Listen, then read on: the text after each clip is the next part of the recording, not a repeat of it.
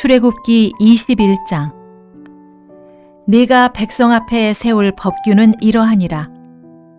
네가 히브리 종을 사면 그는 6해 동안 섬길 것이요 7째 해에는 몸값을 물지 않고 나가 자유인이 될 것이며, 만일 그가 단신으로 왔으면 단신으로 나갈 것이요 장가 들었으면 그의 아내도 그와 함께 나가려니와, 만일 상전이 그에게 아내를 주어 그의 아내가 아들이나 딸을 낳았으면 그의 아내와 그의 자식들은 상전에게 속할 것이요 그는 단신으로 나갈 것이로되, 만일 종이 분명히 말하기를 내가 상전과 내 처자를 사랑하니 나가서 자유인이 되지 않겠노라 하면, 상전이 그를 데리고 재판장에게로 갈 것이요 또 그를 문이나 문설주 앞으로 데리고 가서 그것에다가 송곳으로 그의 귀를 뚫을 것이라.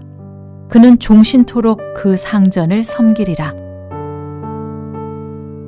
사람이 자기의 딸을 여종으로 팔았으면 그는 남종같이 나오지 못할지며, 만일 상전이 그를 기뻐하지 아니하여 상관하지 아니하면 그를 속량하게 할 것이나, 상전이 그 여자를 속인 것이 되었으니 외국인에게는 팔지 못할 것이요 만일 그를 자기 아들에게 주기로 하였으면 그를 딸같이 대우할 것이요 만일 상전이 다른 여자에게 장가들지라도 그 여자의 음식과 의복과 동침하는 것은 끊지 말 것이요 그가 이 3가지를 시행하지 아니하면 여자는 속전을 내지 않고 거저 나가게 할 것이니라.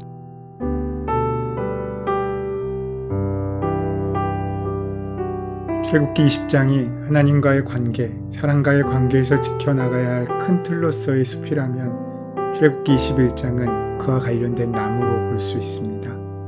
하나님께서는 십계명을 통해 인간이 인간답게 되기 위한 큰 틀을 보여주셨는데, 이를 축약하면 하나님 사랑과 이웃 사랑이었습니다. 십계명 중 1계명부터 4계명까지는 하나님의 상호에 관한 규례입니다. 5계명부터의 내용인 이웃사랑이 21장부터는 마치 시행 세칙과 같이 자세히 설명되고 있습니다.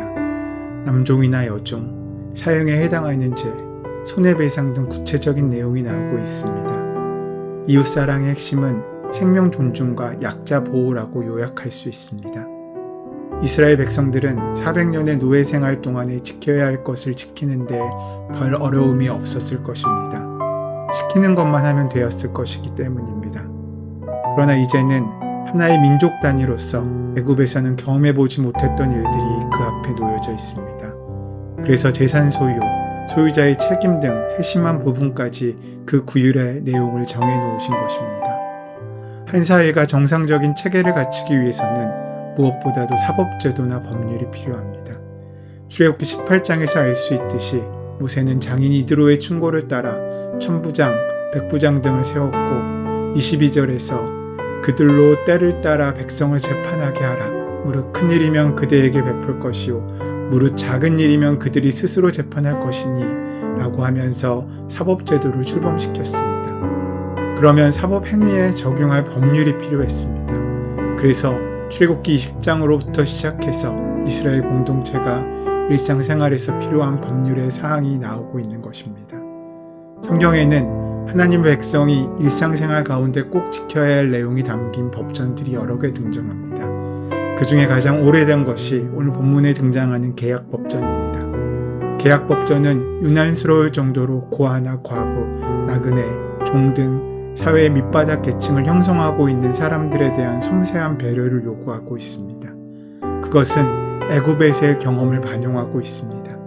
그들은 그러한 약한 자들을 배려하는 것을 통해 윤리적 권고가 아닌 하나님의 명령으로 붙들고 삼고 시행하고 있는 것입니다. 출애굽기 21장 1절에서 내가 백성 앞에 세울 규례는 이러하니라, 여기서부터 실질적인 언약법전이 시작됩니다.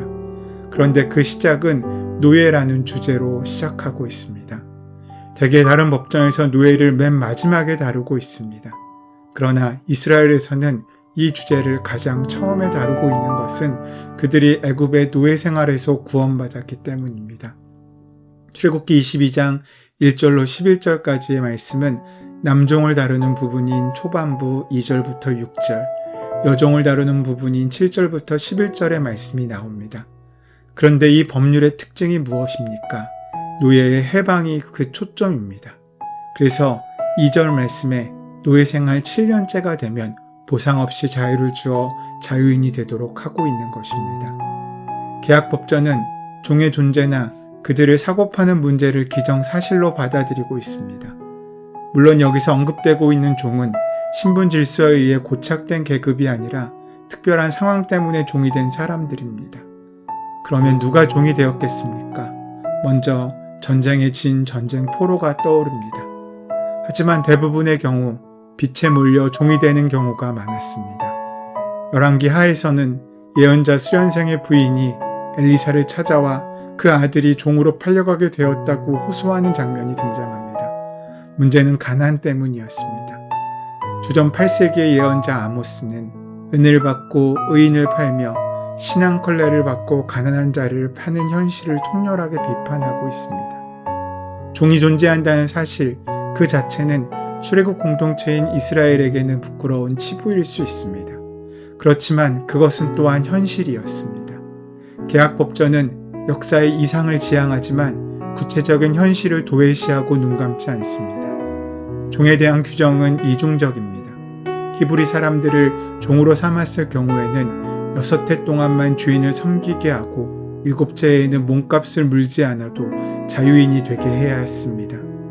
여기에는 언급되고 있지 않지만 성결법전은 외국인 중에서 취할 종은 영원히 종으로 삼아도 된다고 규정하고 있습니다. 계약법전은 종을 내보낼 때 지불해야 할 보상의 문제를 다루지 않는 반면 신명기 법전은 그를 놓아 자유하게 할 때에는 빈손으로 가게 하지 말고 후히 주어서 생활 미천으로 삼도록 해야 한다는 규정이 등장하고 있습니다. 그렇게 해야 하는 까닭은 그들도 역시 애굽 땅에서 종으로 살다가 하나님의 속량하심으로 말미암아 자유인이 되었다는 사실을 잊지 않기 위해서입니다. 그런데 자유를 얻은 종은 들어올 때의 가족 상태 그대로 나가야 했습니다. 단신으로 들어왔으면 단신으로 나가고 장가 들어왔으면 아내도 함께 나갈 수 있었습니다. 하지만 주인집에 들어와서 아내와 자식을 얻은 경우 그 아내와 자식들은 주인의 소유로 간주되었습니다. 종이 가족들과 헤어지기 싫어서 종신토록 주인을 섬기겠다고 말하면 중재자들을 통해 그 사실을 확증받아야 했습니다. 그 의뢰는 문이나 문설주 앞으로 데려가 거기에다가 송곳으로 귀를 뚫는 것이었습니다. 귀를 뚫는다는 것은 귀의 완전성을 제거하는 일인데 들을 수 있는 원래적인 자유를 제거하는 것의 상징일 수 있습니다. 그것은 이제 주인의 말만 듣겠다는 다짐의 허약이기도 했습니다. 여종의 경우는 좀 달랐습니다. 여기서 말하는 여종은 경제적인 이유 때문에 아버지에 의해 팔린 딸의 경우입니다. 종이라고 했지만 첩으로 들인 것으로 보아야 할 것입니다. 여종은 7째 해가 되어도 자유를 얻어 나갈 수 없었습니다. 그러나 그런 여종의 권리에 대해 율법은 상세하게 다루고 있습니다. 주인이 그 종을 첩으로 데려가 살다가 내치는 경우 여종을 외국인에게 파는 것은 엄격히 금지되었습니다. 여종을 며느리도 맞아들인 경우에는 딸과 같이 대해야 했고 주인이 다른 여인을 첩으로 삼을 경우에도 여종은 부부로서의 권리를 누릴 수 있어야 했습니다. 주인이 음식, 의복, 동침의 의무를 다하지 않을 때는 돈을 내지 않고 거저 나가게 해야 했습니다. 앞에서 말한 것처럼 종의 존재가 기정사실로 변한 현실 속에서 계약법전은 종들의 편에 서서 그들의 권리를 최대한 확보해 주는 데 깊은 관심을 기울이고 있는 것입니다. 본문의 내용을 살펴보면 그 강조점은 자유에 있습니다. 즉, 노예법은 자유를 주어 내어보낸다로 시작해서 동일한 말로 끝내고 있습니다. 왜냐하면 후기 유대교에서는 노예제도는 하나님의 형상을 추락시킨 것으로 보고 있습니다. 그리고 인간은 누구도 하나님의 종이 되는 이외에 인간의 종이 될 수 없다고 보았습니다. 여자 노예에 대한 특별한 배려도 있습니다. 여자 노예는 자유인이 될 수도 있고 주인의 가족의 일원이 될 수도 있었습니다. 어떻게 보면 여성의 자유를 제한하는 것처럼 보이는 것은 자유가 오용되면 그 자유가 오히려 인간 사회를 악화시키는 도구가 될 수 있기 때문입니다. 그리고 여성을 보호하려는 것을 볼 수 있습니다. 노예 해방하면 히브리인의 노예 해방입니다. 천한 노동에 고용되어 신분이 낮은 자가 히브리인인데 그 히브리인을 자유케 하고 평등 사회를 이루려는 마음을 우리는 볼 수 있는 것입니다. 하나님께서는 우리의 삶이 어떻게 세워져 가는지, 우리가 살아가는 그 삶의 자리 가운데 어떤 나라가 세워지는지에 관심이 있으십니다. 그래서 우리에게 그 기준을 주고 있으신 것입니다. 오늘도 우리는 우리의 삶의 자리에서 우리의 나라들을 세워갈 것입니다. 여러분은 어떠한 기준으로 그 나라를 세워가십니까? 하나님께서 말씀하신 그 기준이 우리의 삶의 목적이 되고 이유가 되고 근거가 되는 귀한 삶을 살아가는 복된 하루 되시기를 소원하고 축원합니다. 은혜의 주님, 우리가 하나님의 귀한 말씀을 듣고 그 말씀이 이끄시는 귀한 삶을 살아갈 수 있도록 광청하게 하여 주시옵고 순종하게 하여 주시옵고 말씀으로 살 수 있도록 인도하여 주시옵소서. 우리 주 예수 그리스도의 이름으로 기도드립니다. 아멘. 이제 오늘 허락하신 말씀을 깊이 묵상하심으로 오늘 나에게 주시는 말씀으로 만나시기 바랍니다. 우리 삶의 모든 문제와 간구를 하나님께 온전히 맡기시고 기도하는 시간 가지도록 하겠습니다. 함께 기도합니다.